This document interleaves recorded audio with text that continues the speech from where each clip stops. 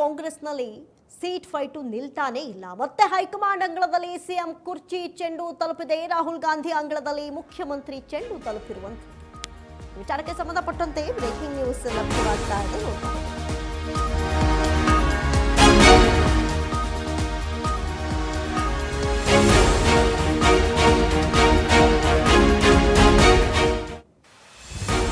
ರಾಹುಲ್ ಗಾಂಧಿ ಅಂಗಳದಲ್ಲಿ ಮುಖ್ಯಮಂತ್ರಿ ಚೆಂಡು.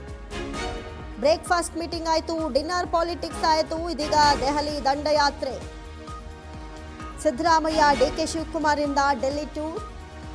ಒಂದು ಕಡೆ ಕಾಂಗ್ರೆಸ್ ವೋಟ್ ಚೋರಿ ಅಭಿಯಾನಕ್ಕೆ ಸಿಎಂ ಹಾಗೂ ಡಿಸಿಎಂ ಪಾಲ್ಗೊಳ್ತಾ ಇದ್ದಾರೆ. ಆದರೆ ಅಷ್ಟು ಮಾತ್ರನಾ, ಬೇರೆ ಏನು ಇಲ್ವಾ? ಯಾಕಂತ ಹೇಳಿದ್ರೆ ಇಲ್ಲಿ ಸದ್ಯಕ್ಕೆ ಕುರ್ಚಿ ಪಾಲಿಟಿಕ್ಸ್ ಕೂಡ ರಾಜ್ಯದಲ್ಲಿ ಭಾರಿ ಸದ್ದು ಮಾಡ್ತಾ ಇದೆ. ಹೀಗಾಗಿ ಒಂದು ಕಡೆ ವೋಟ್ ಚೋರಿ ವಿಚಾರವಾಗಿ ದೆಹಲಿಯ ರಾಮಲೀಲಾ ಮೈದಾನದಲ್ಲಿ ಬೃಹತ್ ಧರಣಿ ನಡೀತಾ ಇರುವಂಥದ್ದು. ಇವತ್ತು ವೋಟ್ ಚೋರಿ ನೆಪದಲ್ಲಿ ಸಿಎಂ ಡಿಸಿಎಂರನ್ನ ವರಿಷ್ಠರು ಕರೆಸಿದ್ರ ಈ ನೆಪದಲ್ಲಿ. ಯಾಕಂತ ಹೇಳಿದ್ರೆ ಒಂದ್ ಕಡೆ ಚಳಿಗಾಲದ ಅಧಿವೇಶನ ನಡೀತಾ ಇದೆ. ಇಂಥ ಸಂದರ್ಭದಲ್ಲಿ ಹೈಕಮಾಂಡ್ ಕರೆಯುತ್ತೆ, ಹಾಗಾಗಿ ಸಿಎಂ ಆಗಿರ್ಬೋದು ಡಿಸಿಎಂ ಆಗಿರ್ಬೋದು ದೆಹಲಿಯತ್ತ ಹೋಗ್ತಾರೆ ಅನ್ನೋದು ನಮ್ಮೆಲ್ಲರಿಗೂ ಗೊತ್ತಿತ್ತು. ಆದರೆ ಈ ಒಂದು ವೋಟ್ ಚೋರಿಯನ್ನೇ ಮುಂದಿಟ್ಕೊಂಡು ವರಿಷ್ಠರು ಇಬ್ಬರು ನಾಯಕರನ್ನ ಕರೆದು ಏನಾದರೂ ಸಂಧಾನ ಸೂತ್ರಕ್ಕೋ ಅಥವಾ ಈ ಒಂದು ಶಿಸ್ತಿನ ನೀತಿಯ ಪಾಠವನ್ನ ಹೇಳೋದಕ್ಕೋ ಏನಕ್ಕೆ ಕರೆಸಿದ್ದಾರೆ ಅನ್ನೋದು ಕೂಡ ಗೊತ್ತಾಗ್ತಾ ಇಲ್ಲ. ಆದರೆ ಇಲ್ಲಿ ಬಹಳಷ್ಟು ಪ್ರಶ್ನೆಗಳಂತೂ ಉದ್ಭವವಾಗೋದು ಸಹಜ. ಒಂದು ಕಡೆ ಸದ್ಯ ರಾಜ್ಯ ರಾಜಕೀಯದಲ್ಲಿ ಪವರ್ ಪಾಲಿಟಿಕ್ಸ್ ಸದ್ದು ಜೋರಾಗಿದೆ. ಕೈ ಅಧಿನಾಯಕಿ ಸೋನಿಯಾ ಗಾಂಧಿಯನ್ನ ಭೇಟಿ ಮಾಡ್ತಾರ ಡಿಕೆಶಿ.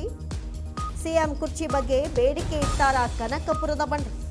ನೋಡಿ, ದೆಹಲಿಗೇನೋ ಹೋಗಾಯ್ತು, ಆದರೆ ಅಲ್ಲಿ ಏನೆಲ್ಲ ಮಹತ್ವದ ಬೆಳವಣಿಗೆಗಳಾಗತ್ತೆ ಅನ್ನೋದು ಇಲ್ಲಿ ನಾವು ಗಮನಿಸಬೇಕಾದಂತಹ ವಿಚಾರ. ರಾಜ್ಯ ರಾಜಕಾರಣದ ಬಗ್ಗೆ ದೂರು ಕೊಡೋದಕ್ಕೆ ಬಿಗ್ ಪ್ಲಾನ್ ರೂಪಿಸಿದ್ದಾರ. ಈ ಮೂಲಕ ಡಿಕೆಶಿಗೆ ಸಿಎಂ ಸ್ಥಾನ ಕೊಡುವಂತೆ ಸೋನಿಯಾ ಸೂಚಿಸ್ತಾರ. ಕಾರ್ಯಕರ್ತರ ಪಡೆಯೊಂದಿಗೆ ಸದ್ಯಕ್ಕೆ ಡಿಕೆ ಆಪ್ತರು ಕೂಡ ದೆಹಲಿಯತ್ತ ಧಾವಿಸಿದ್ದಾರೆ. ವರಿಷ್ಠರ ಮುಂದೆ ಮತ್ತೊಮ್ಮೆ ಆಪ್ತರು ಅವರವರ ನಾಯಕನ ಬಗ್ಗೆ ಪರೇಡ್ ನಡೆಸ್ತಾರ ಎನ್ನುವಂತಹ ಪ್ರಶ್ನೆ ಕೂಡ ಇಲ್ಲಿ ಉದ್ಭವವಾಗಿದೆ. ಈ ಬಗ್ಗೆ ಹೆಚ್ಚಿನ ಡೀಟೇಲ್ಸ್ ಅನ್ನ ಕೊಡ್ತಾ ಹೋಗ್ತಾರೆ ಡೆಸ್ಕ್ ಲೈವ್ ನಲ್ಲಿ ರೋಹನ್.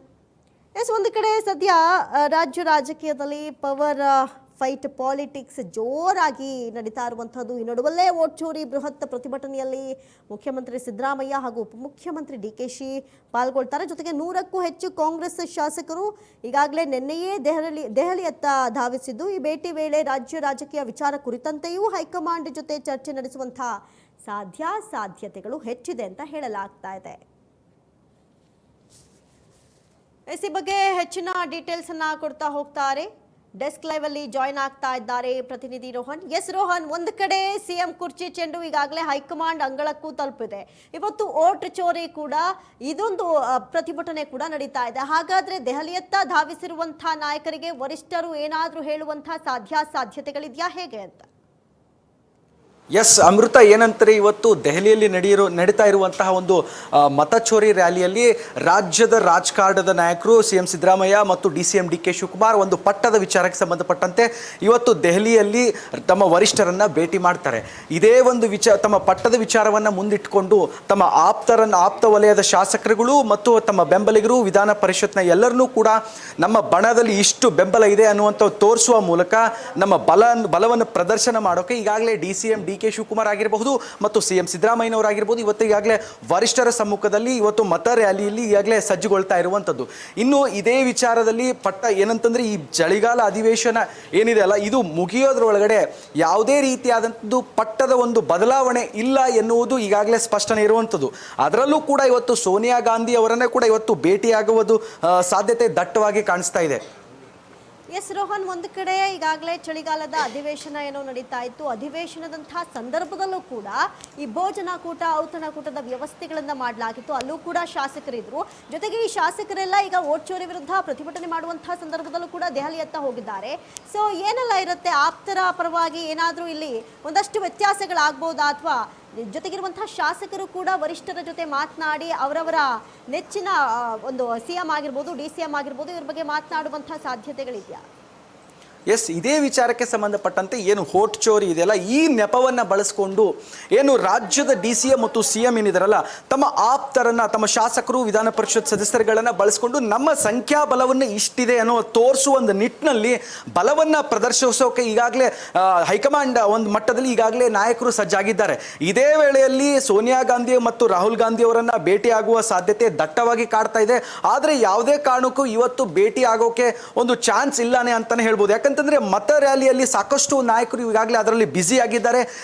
ಮುಂಬರುವ ದಿನಗಳಲ್ಲಿ ಈ ಹಿಂದೆ ಹೈಕಮಾಂಡ್ ಕೂಡ ಹೇಳಿತ್ತು 2.5 ವರ್ಷ ಪಟ್ಟ, 2 ವರ್ಷ ಇವ್ರ ಬದಲು ಅಂತ ಹಿಂದಿನೂ ಕೂಡ ಹೇಳಿತ್ತು ಪಟ್ಟ ಸಂಬಂಧಪಟ್ಟಂತೆ. ಆದರೆ ಯಾವಾಗ ಯತೀಂದ್ರ ಸಿದ್ದರಾಮಯ್ಯನವರು ಬೆಳಗಾವಿಯಲ್ಲಿ ಒಂದು ಹೇಳಿಕೆಯನ್ನು ಕೊಡ್ತಾರೆ, ಅದೇ ವಿಚಾರಕ್ಕೆ ಸಂಬಂಧಪಟ್ಟಂತೆ CM ಸಿದ್ದರಾಮಯ್ಯನವರು ಆಗಿರ್ಬೋದು, DCM DK ಶಿವಕುಮಾರ್ ಆಗಿರ್ಬೋದು, ಒಂದು ಕಡೆ CM ಸಿದ್ದರಾಮಯ್ಯನವರು ಏನು ಹೇಳ್ತಾರೆ ಅಂತಂದ್ರೆ, ನಾವು ಹೈಕಮಾಂಡ್ಗೆ ಯಾವತ್ತೂ ನಾವು ಬದ್ಧವಾಗಿರ್ತೇವೆ, ಹೈಕಮಾಂಡ್ ನಾವು ಏನು ಸೂಚನೆ ಕೊಡ್ತೀವೋ ಅದರಂತೆ ನಾವು ನಡೆದುಕೊಳ್ತೀವಿ ಅಂತ ಒಂದು ಕಡೆ CM ಸಿದ್ದರಾಮಯ್ಯನವರು ಹೇಳಿದ್ರೆ, ಇನ್ನೊಂದು ಕಡೆ DCM DK ಶಿವಕುಮಾರ್ ಅವರು ಇರ್ತಾರೆ.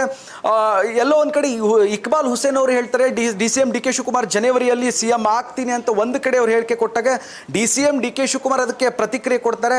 ಅವನಿಗೆ ಮಾತನಾಡುವಂಥ ಚಟ ಜಾಸ್ತಿ ಇದೆ ಅಂತ ಒಂದು ಕಡೆ ಪರೋಕ್ಷವಾಗಿ ಹೇಳಿದರೆ, ಅದೇ ತಮ್ಮ ಶಾಸಕರನ್ನ ಒಂದು ಇಟ್ಕೊಂಡು ಬಲವನ್ನು ಪ್ರದರ್ಶಿಸೋಕೆ ಈಗಾಗಲೇ ದೆಹಲಿ ಮಟ್ಟದಲ್ಲಿ ಲಾಬಿ ನಡೆಸೋಕೆ ಸಾಕಷ್ಟು ಈಗಾಗಲೇ ಪ್ರಯತ್ನವನ್ನು ಮಾಡ್ತಾ ಇದ್ದಾರೆ. ಆದರೆ ಇದು ಲಾಬಿ ಆಗುತ್ತೋ ಇಲ್ವೋ ಅನ್ನುವಂಥದ್ದೇ ಸದ್ಯಕ್ಕೆ ಇರುವಂತಹ ಪ್ರಶ್ನೆ. ಥ್ಯಾಂಕ್ ಯು ರೋಹನ್, ತಮ್ಮ ಡೀಟೇಲ್ಸ್.